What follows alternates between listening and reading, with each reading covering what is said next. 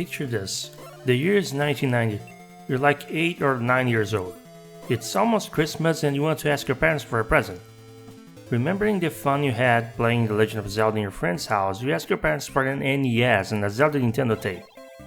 Your parents are not gonna buy you another console, you only had your Turbografx 16 for less than a year, so of course they say no. We have Zelda at home, your dad says.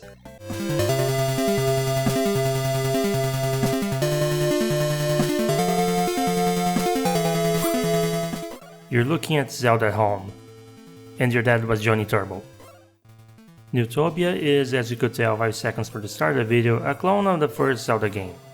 A rather shameless clone, but not any more blatant than Sega's own Golden Axe Warrior was. The Legend of Zelda was a big success, so nothing wrong with trying to take that formula and try improving on it, right? In Neutopia, you control Jazida, a warrior who is brave and must recover 8 medallions and rescue the princess from the evil Dearth. In case you're worried you might forget Jazida is brave, don't worry, the game will remind you constantly. Like in Legend of Zelda, you have an overworld with caves to be found and NPCs giving you clues and dungeons to enter.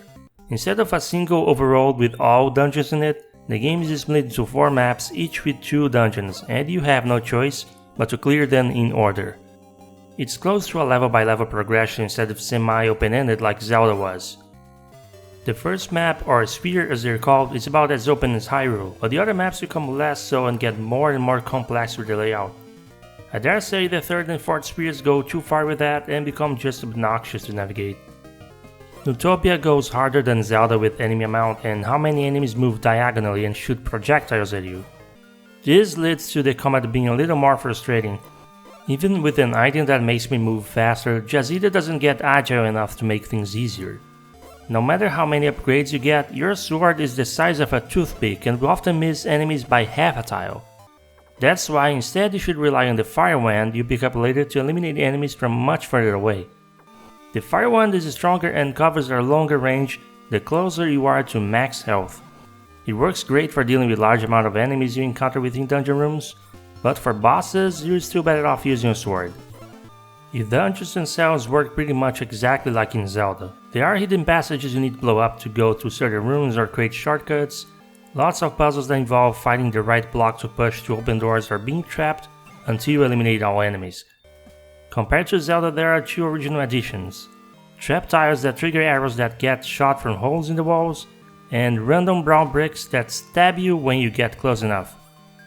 Naturally, there are blocks everywhere, so this trap really cheapens the experience. Nothing like losing health because of a trap you can't see coming. The bosses start off incredibly easy, then become really challenging in the last 4 labyrinths. Overall, when it comes to combat, you have to be really good at the game to avoid damage, so you will constantly want to collect or buy health potions.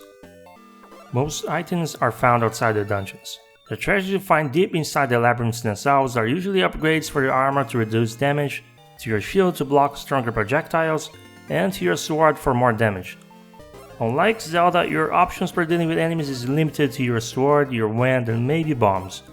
You're better off saving those to open stuff up. Neutopia feels almost like a third quest for the NES Legend of Zelda, but I found the combat design and overall maps quite worse even with a much less cryptic approach. Still not a bad game by any means if you like OG Zelda clones.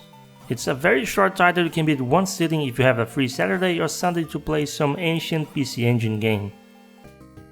Thank you for watching.